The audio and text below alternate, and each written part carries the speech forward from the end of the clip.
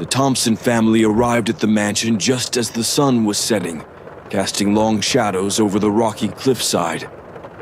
The mansion, a sprawling Victorian structure, loomed ominously against the crimson sky.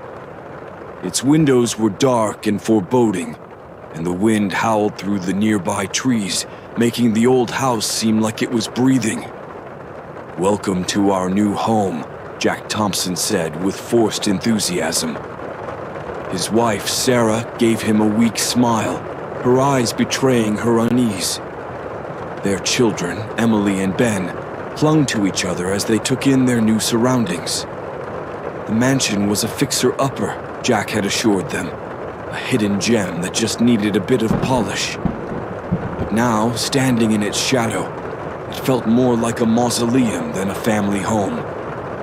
"Let's get inside," Sarah suggested, shivering as a gust of wind blew past them.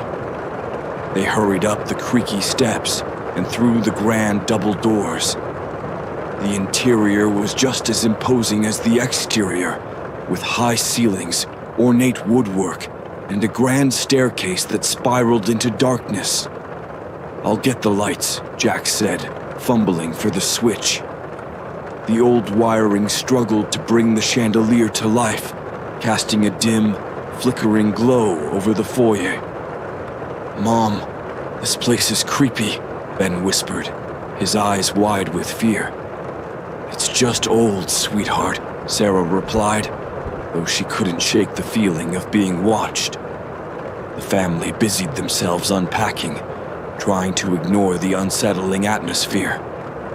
Emily wandered into the living room, her footsteps echoing on the hardwood floor. She paused by a large window overlooking the cliff, peering out at the darkening ocean below. As she stared, she thought she saw a shadow move among the rocks, but when she blinked, it was gone. "Emily, come help with your room," Sarah called from upstairs. Emily tore her gaze from the window and hurried up the staircase.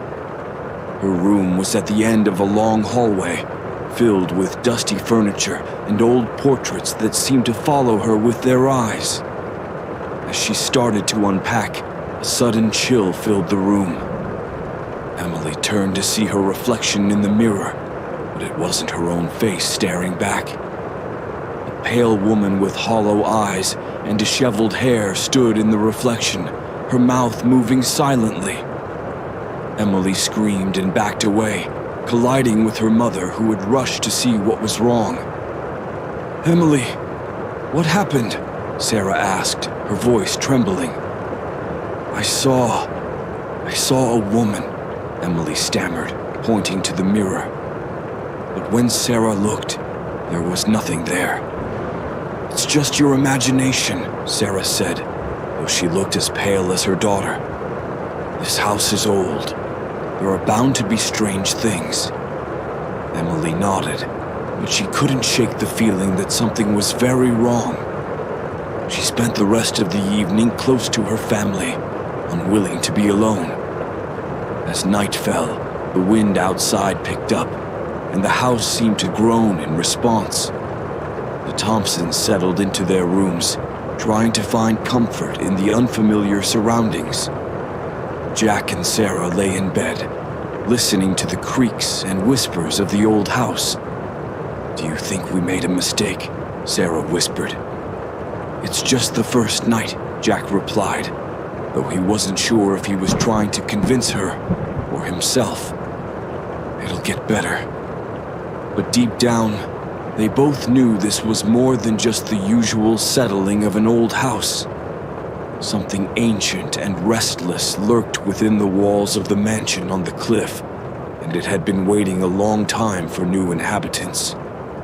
As they drifted off to sleep, the wind outside rose to a howl, and a low, mournful wail echoed through the halls. The spirits of the mansion had awakened, and the Thompsons' nightmare was only beginning. The first rays of dawn cast a fragile light through the mansion's thick curtains, but they did little to dispel the lingering unease from the night before. The Thompsons gathered in the kitchen, the air heavy with silence and the aroma of freshly brewed coffee. "Did anyone else hear the wind last night?" Jack asked, trying to sound casual as he buttered his toast.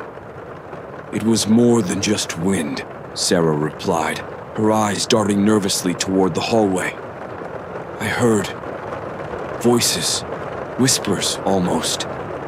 Emily and Ben exchanged a glance, their faces pale. "I heard it too," Emily admitted. "And it wasn't just whispers. It sounded like crying." Jack forced a smile. "Old houses make strange noises. It's probably just the wind playing tricks on us. Let's focus on unpacking and settling in." Despite Jack's reassurance, the day proved unsettling. As they moved from room to room, unpacking boxes and arranging furniture, the house seemed determined to remind them of its presence.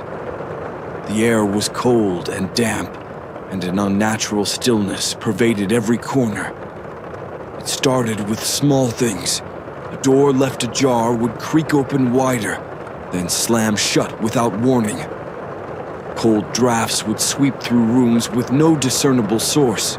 Sarah felt a constant tingling on the back of her neck, as if someone were standing right behind her. By mid-afternoon, Jack decided to tackle the attic. He climbed the narrow staircase, the air growing colder with each step. The attic was cluttered with old furniture, trunks, and dusty boxes. As he sifted through the contents, he found an old photo album, the pages brittle with age. The photographs depicted the mansion in its prime, filled with elegant parties and well-dressed guests. But as he flipped further, the images grew darker, more sinister, faces twisted in anguish, people staring into the camera with wide, terrified eyes. A loud crash from downstairs jolted him back to the present. He rushed down to find Sarah and the children standing in the hallway, staring at a shattered mirror. "It just fell," Sarah said, her voice shaking. "It was securely mounted, but it just fell off the wall." Jack frowned, trying to dismiss the growing sense of dread. "Old house," he repeated, but the words felt hollow. That night, the temperature in the mansion plummeted. The fireplaces provided little warmth, and the wind howled louder than before. As the family gathered in the living room, the power flickered, casting the room into darkness for a few heart-stopping moments. Emily clutched her father's arm. "Dad, do you think we should leave?" "Of course not," Jack replied, though he couldn't hide the uncertainty in his voice. "We've just had a rough start. Things will settle down."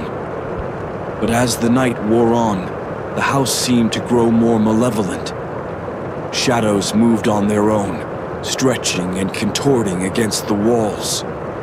The whispers returned, louder and more insistent, filling the rooms with a cacophony of mournful cries. Sarah was the first to see her. In the dim light of the living room, a figure appeared at the edge of her vision, a woman in a tattered dress, her hair matted and wet. She stood near the window, her face a mask of sorrow, pointing toward the cliff. Sarah gasped, and the figure vanished. "Did you see that?" she whispered, her voice trembling. Jack looked where she pointed, but saw only darkness. "See what?" "A woman. She was right there by the window." Jack's face hardened. "It's just your imagination. This house is playing tricks on us." But Sarah knew what she had seen. And as the hours dragged on, the family's unease grew into a palpable fear. They huddled together, jumping at every creak and groan of the old mansion. Emily was the next to encounter the ghostly presence. As she lay in bed, the temperature dropped suddenly, and her breath formed in small white puffs. The figure appeared again, this time at the foot of her bed. The woman's hollow eyes met Emily's, and her lips moved soundlessly. Emily screamed, and the apparition vanished. The family rushed to her room, but there was nothing they could do to ease her terror. "We can't stay here," Sarah insisted. "There's something wrong with this place." Jack nodded reluctantly. "Tomorrow, we'll go to town and talk to someone. Maybe we can find out more about this house." But deep down, they all knew that whatever haunted the mansion wasn't going to let them go so easily. As the night wore on, the wind outside rose to a deafening roar, and the mansion itself seemed to shudder in response. The spirits of those who had fallen to their deaths were restless, and they would not be silenced. The Thompsons lay awake, listening to the cries of the ghosts and the howling of the wind, knowing that their nightmare was far from over. The morning sun struggled to penetrate the thick fog that clung to the cliffside. The Thompsons, bleary-eyed and anxious, gathered in the kitchen once again, the night's terror still fresh in their minds. Emily, her face pale and drawn, avoided looking at the others as she picked at her breakfast. "I'll head into town today," Jack announced. "We need to find out more about this place." "I'm coming with you," Sarah insisted. "I want to talk to someone who knows the history of this house." Jack nodded, understanding the urgency in her voice. "Emily, Ben, you two stay here. We'll be back soon." Emily's eyes widened with fear. "But what if we'll be fine?" Sarah reassured her, though her voice wavered. "Just stay together and don't wander off." After their parents left, Emily and Ben tried to distract themselves with TV and board games, but the house's oppressive atmosphere made it impossible to relax. The silence was heavy, filled with the memory of ghostly whispers and unseen eyes. By noon, Emily couldn't take it anymore. "I'm going to explore the garden," she told Ben, trying to sound braver than she felt. "Are you sure that's a good idea?" Ben asked, his eyes wide with concern. "I'll be fine. Stay here and keep the doors locked." Emily stepped outside, breathing in the fresh, salty air. The garden was overgrown, with weeds choking the flower beds and ivy crawling up the stone walls. As she wandered toward the cliff's edge, she felt a sudden chill, as if she had stepped into a different world. Near the edge of the cliff, she noticed something strange. A patch of ground where the grass seemed unnaturally flattened.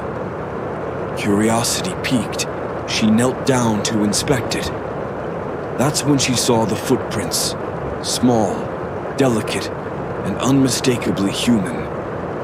Her heart pounded as she followed the footprints, which led to an old, gnarled tree near the cliff's edge.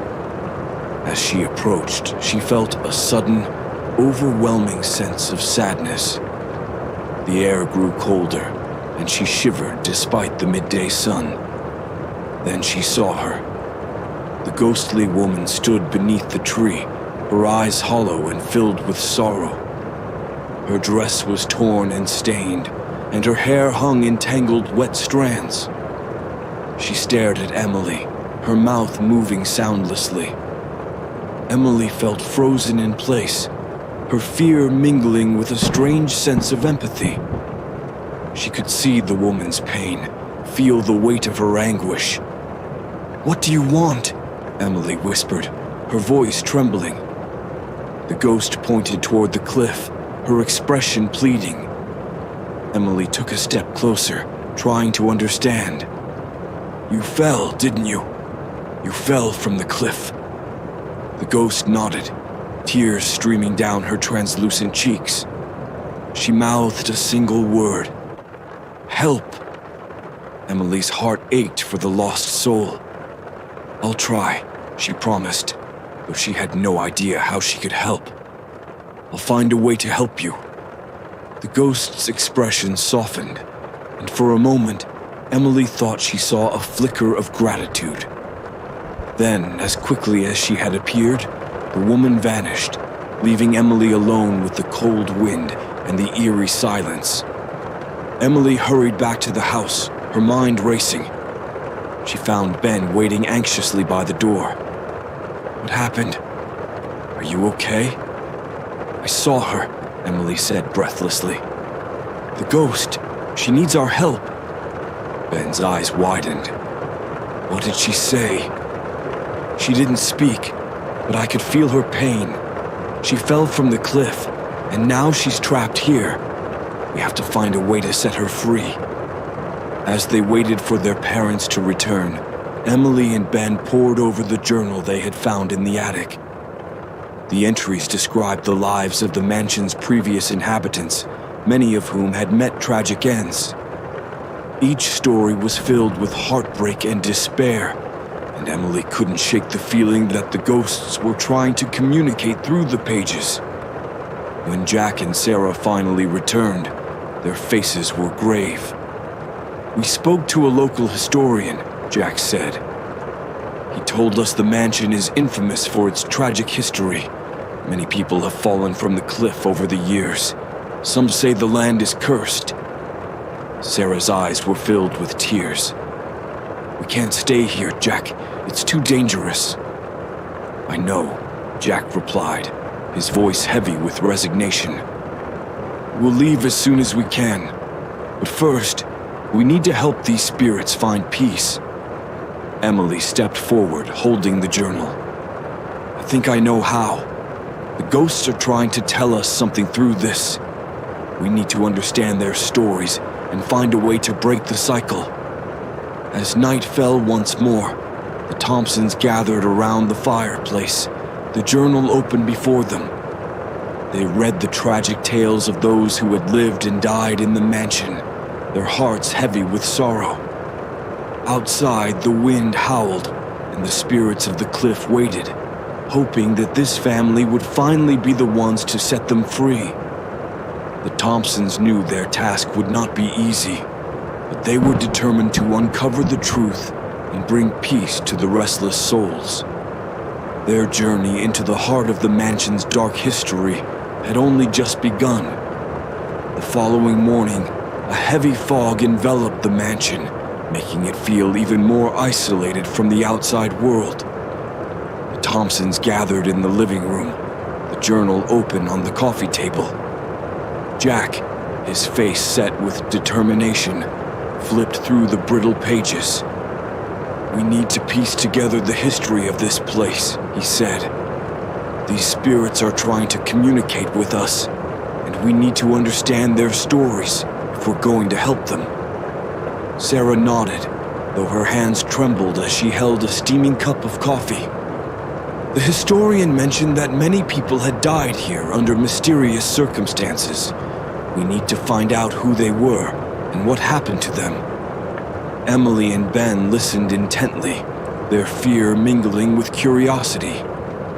"Let's start at the beginning," Emily suggested, pointing to the first entry in the journal. The entry was dated over a century ago and described the mansion's original owner, a wealthy shipping magnate named Edward Blackwood. The handwriting was elegant, but grew increasingly erratic as the entries progressed. "Edward Blackwood built this mansion for his bride, Eleanor," Jack read aloud.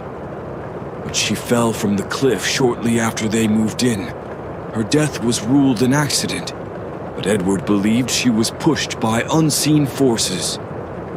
"Unseen forces," Sarah repeated, her voice barely above a whisper. Could that be the start of the curse? As they continued reading, they learned that Edward became obsessed with the supernatural, convinced that his wife's spirit was trying to communicate with him. He held seances and invited mediums to the mansion, but his efforts only seemed to anger the spirits. "Edward died a broken man," Jack read, his voice somber. "He fell from the cliff just like his wife. The mansion passed through several owners, each meeting a tragic end." They spent the day poring over the journal and researching the mansion's history. Each entry revealed another layer of the mansion's dark past. A young governess who had thrown herself from the cliff in despair. A family who had been driven mad by the spirit's incessant whispers. And a series of unexplained accidents that had claimed the lives of servants and guests alike. As dusk fell, Emily found a particularly disturbing entry. "Listen to this," she said, her voice trembling. "A woman named Lydia lived here in the 1920s. She wrote about seeing the ghost of a woman in a tattered dress pointing toward the cliff." Sarah's face paled. "That's the same ghost you saw, Emily." Emily nodded, her eyes wide. Lydia believed the ghost was trying to warn her about the curse. She tried to leave, but the spirits wouldn't let her. She fell from the cliff a few days later.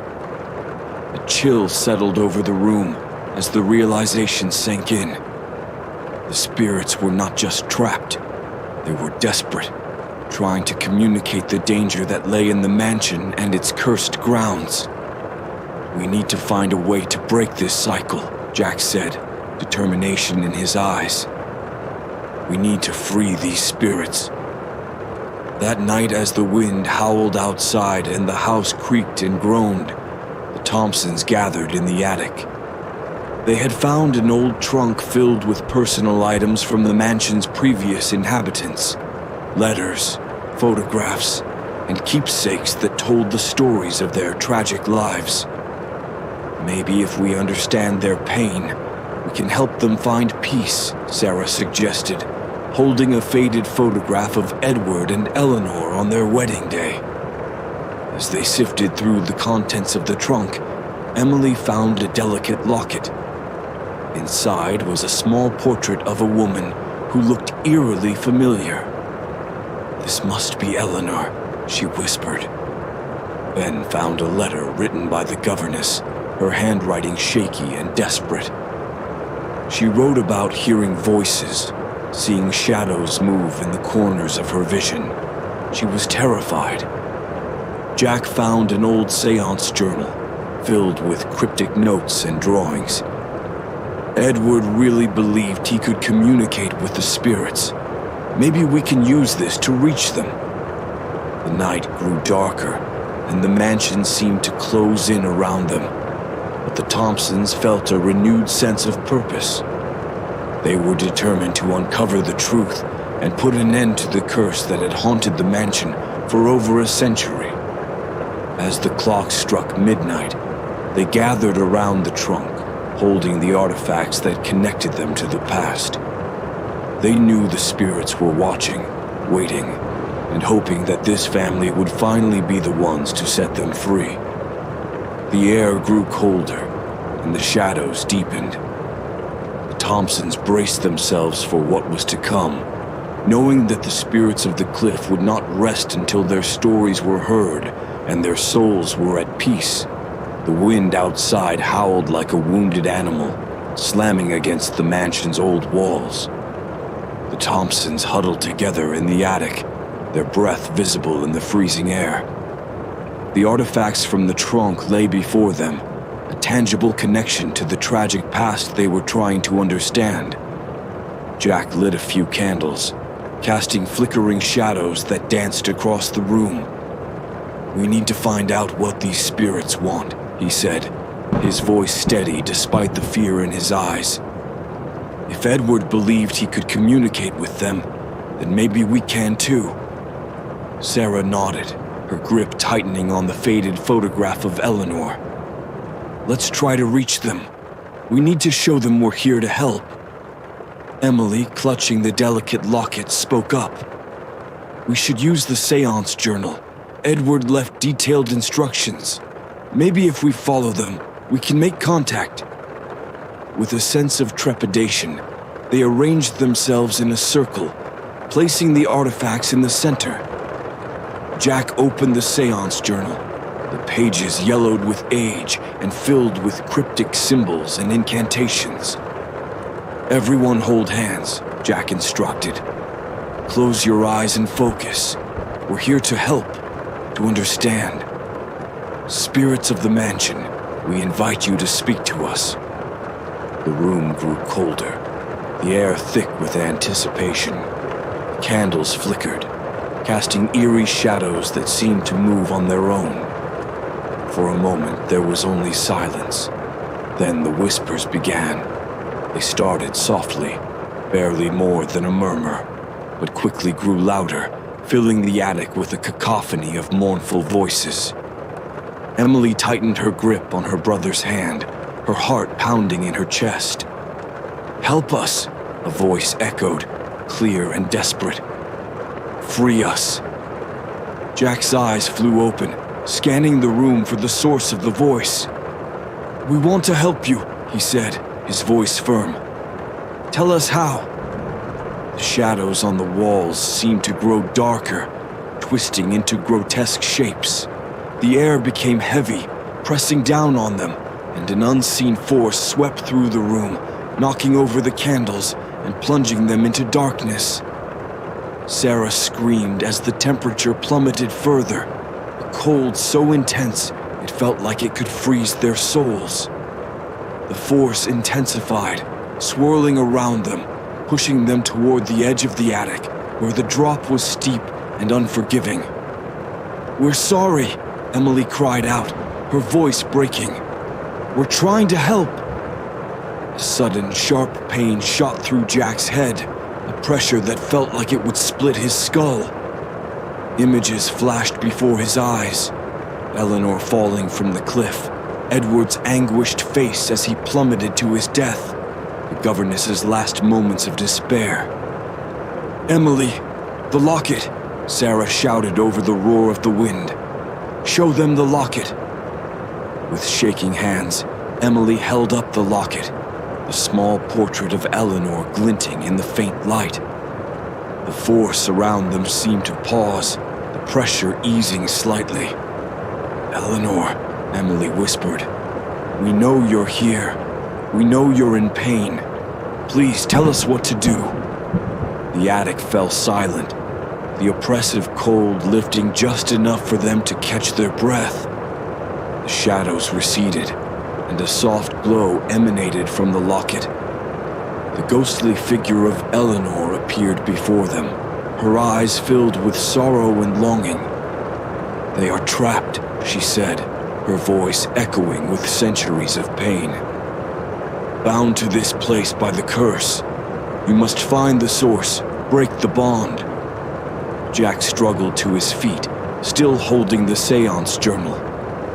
"How do we break it?" Eleanor's form wavered, her outline growing faint. "The cliff," she whispered. "It holds the key. The earth is stained with our blood. You must cleanse it." With that, her figure vanished, leaving the family in the darkened attic, the weight of her words heavy in the air. "We need to go to the cliff," Jack said, determination hardening his features. "Tonight." Sarah looked at him, her eyes wide with fear. "Are you sure? It's so dangerous." "We don't have a choice," Jack replied. "If we want to free them and ourselves, we need to do this now." Gathering their courage, the Thompsons made their way down the creaking stairs and out into the night. The wind whipped around them, and the fog had thickened, making it difficult to see. But they pressed on, driven by a desperate need to end the torment that had plagued the mansion for so long. As they approached the cliff's edge, the ground beneath their feet seemed to pulse with a dark energy. The air was heavy with the scent of salt and decay, and the cries of the spirits grew louder, mingling with the roar of the ocean below. Jack held the seance journal tightly, its pages fluttering in the wind. "This is it," he said, his voice barely audible over the noise. "We need to perform the ritual here." They formed a circle once more, holding hands and closing their eyes. Jack began to recite the incantations from the journal, his voice steady and clear. The wind howled, and the ground trembled, but they held their ground, As the final words left his lips, a blinding light erupted from the earth, enveloping them in a searing heat. The cries of the spirits reached a fever pitch, then abruptly fell silent. When the light faded, the Thompsons found themselves standing at the cliff's edge, the air around them still and calm. The oppressive energy was gone, replaced by a sense of peace and quiet. "It's over," Emily whispered, tears streaming down her face. "We did it." The family embraced, relief washing over them. The spirits had been freed, their suffering finally at an end. And as the first light of dawn broke through the fog, the Thompsons knew that the nightmare was truly over. The morning after their confrontation with the unseen force, the Thompsons felt an overwhelming sense of exhaustion and relief. They had succeeded in their initial attempt to reach the spirits, but they knew their journey was far from over. Determined to find a way to break the curse completely, they set off into town, hoping to find more information and assistance. The town of Ravenshore was small, with quaint shops lining the main street and an old church standing as its centerpiece.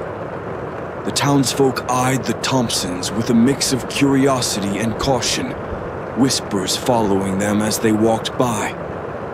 The mansion on the cliff had a notorious reputation, and the locals were wary of anyone who dared to live there. Jack and Sarah led Emily and Ben to the local historian's office, a small building crammed with books and artifacts. The historian, an elderly man named Mr. Whitaker, greeted them with a knowing look.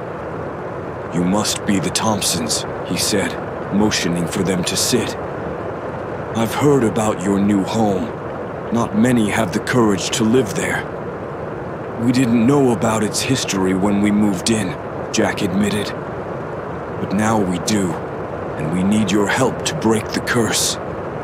Mr. Whitaker nodded, his eyes grave. "The mansion has a long and tragic past.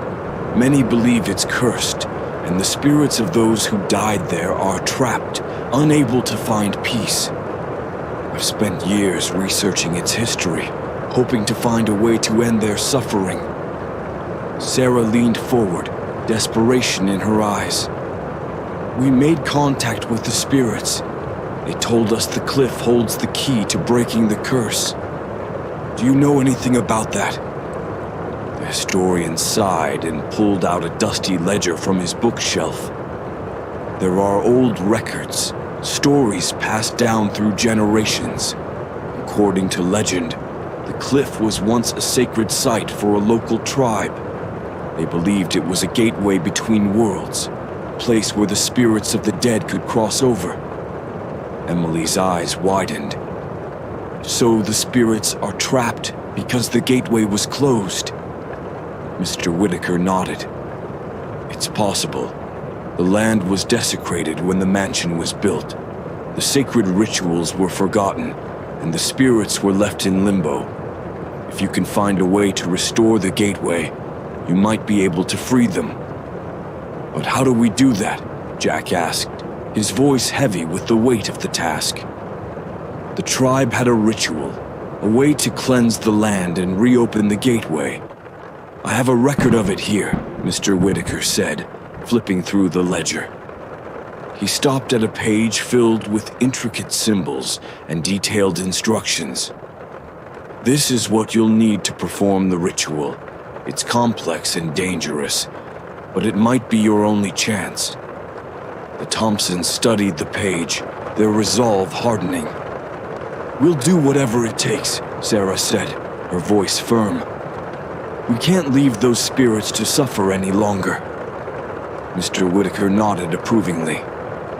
"You'll need certain items for the ritual: herbs, sacred stones, and a ceremonial knife. They can be found in the old apothecary shop down the street. Tell the owner, Mrs. Hargrove, that I sent you. She'll know what you need." With a renewed sense of purpose, the Thompsons thanked Mr. Whitaker and left his office. They made their way to the apothecary shop, a dimly lit store filled with the scent of dried herbs and old wood. Mrs. Hargrove, a stern woman with sharp eyes, listened to their request without comment, then silently gathered the items. "Be careful," she warned as she handed them a small, intricately carved box containing the ritual supplies. "The spirits of the cliff are powerful, and they won't let go easily." Back at the mansion, the Thompsons prepared for the ritual. The sun was setting, casting a blood-red glow over the cliff and the sea below. They gathered the herbs, stones, and ceremonial knife, arranging them according to the instructions in Mr. Whitaker's ledger. As night fell, the wind began to howl and the temperature plummeted. The mansion seemed to come alive, the walls groaning and the shadows deepening. The spirits were restless, sensing what was to come. Jack lit a fire in the garden near the cliff's edge, the flames casting eerie shadows on their faces. Sarah held the ledger, reading the incantations aloud while Emily and Ben arranged the stones in a circle. Jack sprinkled the herbs into the fire, and the flames roared higher, turning a strange, unnatural color. "We call upon the spirits of the land," Sarah intoned, her voice steady despite the fear in her eyes. "We seek to cleanse this place and reopen the gateway between worlds. Let the spirits cross over and find peace." The wind whipped around them, the air crackling with energy. The ground beneath their feet trembled, and a low, mournful wail echoed from the cliff. The ritual was working, but the spirits were fighting back, unwilling to release their hold. The shadows around them grew darker, coalescing into ghostly figures. The Thompsons held their ground, their hands tightly clasped. Emily raised the ceremonial knife, its blade glinting in the firelight. "With this blade, we break the curse," she declared, plunging the knife into the ground at the center of the stone circle. A blinding light erupted from the earth, and the air was filled with the anguished cries of the spirits. The ground shook violently, and the Thompsons were thrown back, their senses overwhelmed by the raw power of the ritual. When the light finally faded, the night was still and silent. The oppressive energy that had weighed down the mansion was gone, replaced by a sense of calm and peace. The spirits had been freed, their suffering finally at an end. The Thompsons sat up, their faces lit with relief and exhaustion. They had done it. They had broken the curse. As the first light of dawn broke over the horizon, the Thompsons knew that their nightmare was truly over. The mansion on the cliff, once a place of terror and sorrow, was now a place of peace and redemption. The days following the ritual brought a sense of calm and normalcy to the mansion that the Thompsons hadn't experienced since their arrival. However, despite the apparent peace, Emily couldn't shake the feeling that something was left unfinished. The spirits might have been freed, but there were still unanswered questions lingering in the shadows. One evening, as the family sat in the living room, Emily brought up her concerns. "I know we did the ritual, and it seemed to work, but I still feel like there's more to uncover. There are still spirits here, and they might need our help too." Jack nodded thoughtfully. "You might be right, Emily. Maybe we need to reach out to them directly, find out if there's anything else they need." Sarah shivered slightly. "You're suggesting a seance?" Emily nodded. "It's the only way we can be sure. We have to communicate with them and make sure they're truly at peace." Reluctantly, the family agreed. They gathered in the dining room, drawing the curtains to block out the dying light of the evening. The room was lit by a single candle, its flickering flame casting long shadows on the walls. They arranged themselves around the table, holding hands and closing their eyes. Jack began to speak, his voice steady. "Spirits of the mansion, we call upon you. We seek to understand your pain and help you find peace.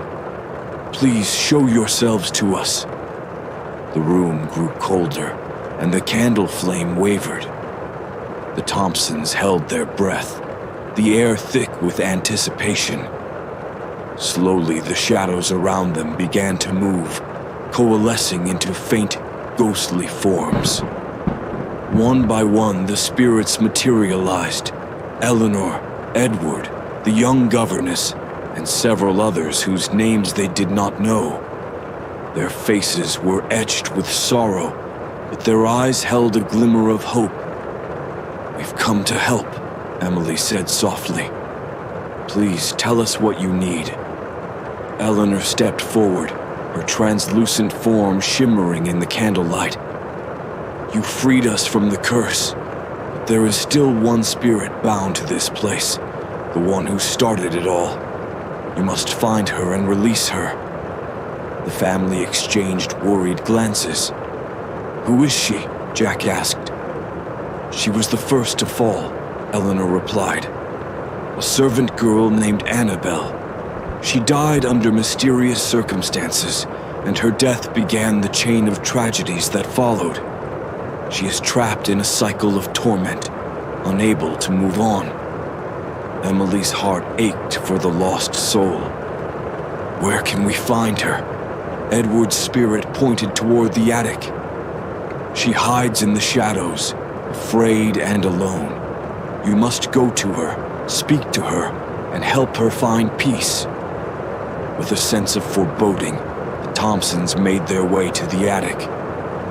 The air grew colder with each step, and the feeling of being watched intensified.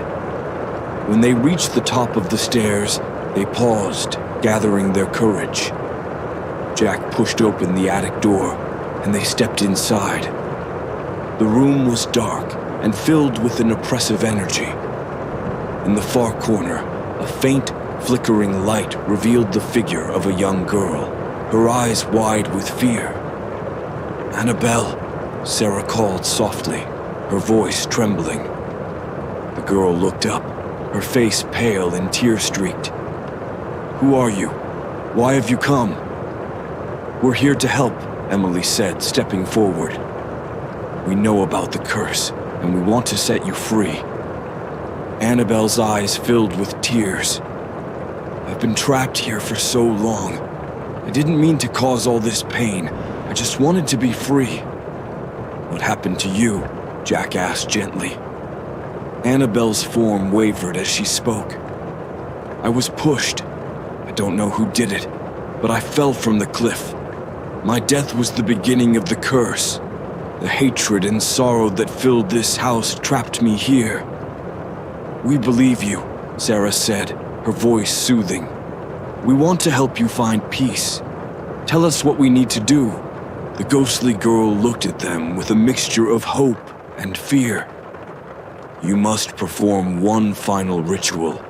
It will cleanse the house and release me from this cycle. You'll need the same items as before, but you must perform it at the site of my death, the cliff." The family nodded, determined to see their task through to the end.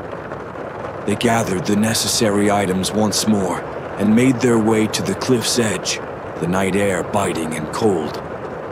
The moon hung low in the sky, casting an eerie glow over the sea. They formed a circle, just as they had before, and began the ritual. Jack recited the incantations from the seance journal, his voice steady and strong. Sarah sprinkled the herbs into the fire, and Emily held the ceremonial knife, ready to complete the ritual. "We call upon the spirits of the land," Jack intoned. "We seek to cleanse this place and release Annabelle from her torment. Let her cross over and find peace." The wind howled around them, the ground trembling beneath their feet. The oppressive energy intensified, and the shadows seemed to close in. But the Thompsons stood firm, their resolve unshaken. With a deep breath, Emily raised the knife and plunged it into the ground. A blinding light erupted from the earth, and the air was filled with the anguished cries of the spirits. The ground shook violently, and the family was thrown back, their senses overwhelmed by the raw power of the ritual. When the light faded, the night was still and silent. The oppressive energy that had weighed down the mansion was gone, replaced by a sense of calm and peace. Annabelle's spirit appeared before them, her face serene. "Thank you," she whispered, her voice filled with gratitude. "You have freed me." As her form dissolved into the night, the Thompsons felt a profound sense of relief. The spirits were finally at peace, and the mansion on the cliff was no longer a place of terror and sorrow. The family embraced, their hearts lightened by the knowledge that they had done the right thing. As the first light of dawn broke over the horizon, they knew that their nightmare was truly over. The mansion, once haunted by the past, was now a place of peace and redemption, and the Thompsons could finally begin to heal. Despite the sense of peace that had settled over the mansion, the Thompsons couldn't shake the feeling that their ordeal was not yet fully behind them. The ritual had been powerful, and Annabelle's release had been a significant victory, but there was still a lingering tension in the air. On a stormy night, the wind howled louder than ever, shaking the old house to its very foundations. The family gathered in the living room, the flickering fire casting nervous shadows on their faces. The atmosphere was thick with anticipation, as if the mansion itself were holding its breath. "We did everything we were supposed to do," Jack said, his voice barely audible over the roar of the wind. "So why does it feel like it's not over?" Emily, her face pale and drawn, looked out the window toward the cliff. "Maybe there's something we missed. Maybe there's another spirit still trapped." Sarah shook her head. "We freed Annabelle. We performed the rituals. What else could there be?" A sudden, deafening crash echoed through the mansion, followed by an intense, eerie silence. The family jumped to their feet, hearts pounding. "Did that sound come from the attic?" Ben whispered, his eyes wide with fear. Jack nodded, his face set with determination. "Stay here. I'll go check it out." "No, we should go together," Sarah insisted. "We've faced everything together so far. We can't split up now." Reluctantly, Jack agreed. They armed themselves with flashlights and made their way up the creaky staircase, the house seeming to groan in protest with every step. As they approached the attic, the air grew colder, and a familiar sense of dread settled over them. Jack pushed open the attic door, and they were greeted by an intense, unnatural chill. The attic was dark, save for a single flickering candle that cast long, dancing shadows on the walls. In the center of the room stood a figure, barely visible in the dim light. It was a man, his face twisted in anguish and rage. His clothes were torn and blood-stained, and his eyes glowed with a malevolent fire. "You think you've won," he hissed, his voice echoing with a supernatural resonance. "You think you've freed them all?" Jack stepped forward, his flashlight trembling in his hand. "Who are you?" The figure's expression twisted into a cruel smile. "I am the one who started it all. I am the one who pushed Annabelle, who cursed this land. I am the darkness that has haunted this place for centuries." Emily gasped, her mind racing. "You're the reason all those people died. You're the one who kept them trapped here." The spirit laughed, a hollow, chilling sound. "They were mine to torment, mine to control, and now You will join them. With a flick of his hand, the spirit unleashed a wave of dark energy, throwing the Thompsons back against the walls. The air crackled with malevolent power, and the shadows in the room seemed to come alive, reaching out with ghostly hands. "We have to stop him," Jack shouted, struggling to his feet. "We have to finish this once and for all." Sarah, her face set with determination, reached for the ceremonial knife they had used in the previous rituals. "We need to banish him, just like we did with the others. We need to perform the final ritual." The family gathered their strength, standing together against the dark force that had haunted their home. Jack recited the incantations from the seance journal, his voice growing stronger with each word. Sarah sprinkled the last of the sacred herbs into the air, and Emily held the ceremonial knife, ready to complete the ritual. "You will not defeat me," the spirit snarled, his form flickering with rage. "I am eternal." But the Thompsons were undeterred. They formed a circle, their hands clasped tightly together. As Jack's voice rose in a final, powerful incantation, Emily plunged the knife into the ground, a blinding light erupting from the earth. The spirit screamed, his form disintegrating into the light. The air was filled with the sound of his rage and anguish, but the Thompsons held firm, their resolve unshaken. The light intensified, engulfing the room and driving the darkness away. When the light faded, the attic was silent and still. The oppressive energy that had weighed down the mansion was gone, replaced by a sense of calm and peace.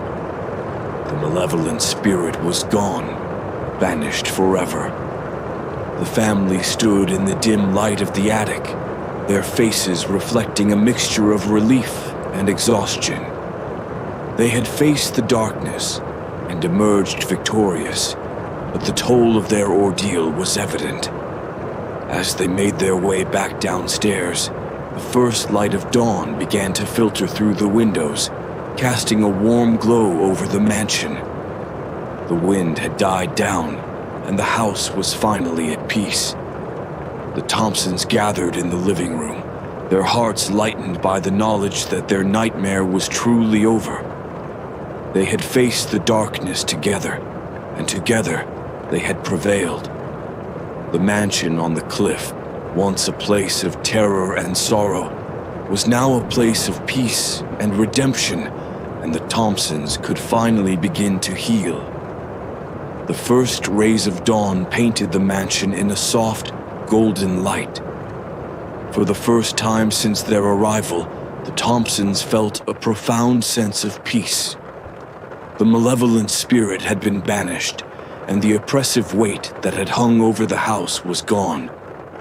The air was still and calm, filled with the sounds of birds chirping and the distant roar of the ocean below. The family sat together in the living room, their faces reflecting both exhaustion and relief.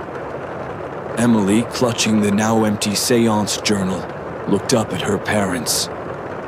"We did it," she whispered, her voice filled with awe. "It's really over." Jack nodded, his expression one of deep satisfaction. "We faced our fears and freed the spirits. This house is finally at peace." Sarah smiled, a tear slipping down her cheek. "I never thought I'd say this, but I think we can finally call this place home." As the days turned into weeks, the mansion transformed from a place of terror to a haven of serenity. The Thompsons dedicated themselves to restoring the house, filling it with warmth and love. They planted a garden near the cliff's edge, a tribute to the spirits they had freed, and every morning they were greeted by the vibrant colors of flowers in bloom. The townspeople of Ravenshaw, who had once viewed the mansion with suspicion and fear, began to visit, curious about the transformation. The Thompsons shared their story, and soon, the mansion became a symbol of hope and resilience for the community. One afternoon, Mr. Whitaker, the local historian, paid them a visit.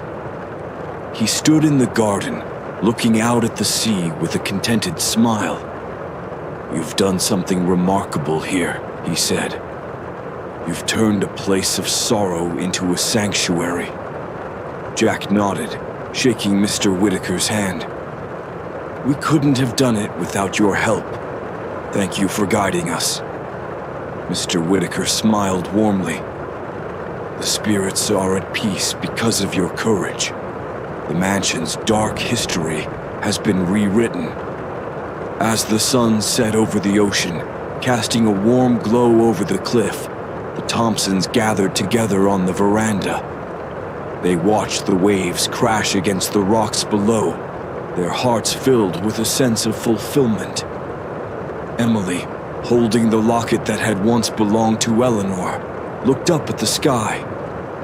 "Do you think the spirits are watching us?" Sarah wrapped an arm around her daughter's shoulders. "I believe they are, and I think they're grateful for what we've done." Ben nodded, his eyes reflecting the wisdom of someone who had faced and conquered his deepest fears. "We gave them what they needed most: peace." The family sat in comfortable silence, the sound of the ocean a soothing backdrop to their thoughts. They had faced unimaginable terror, but through their determination and love, they had triumphed. The mansion on the cliff, once a place of ghostly torment, was now a beacon of hope. As night fell, the Thompsons knew that their journey had changed them forever. They had learned the true meaning of bravery, power of unity, and the importance of facing one's fears. The mansion on the cliff was no longer a haunted house, but a testament to their strength and resilience. The stars twinkled above, and a gentle breeze whispered through the trees.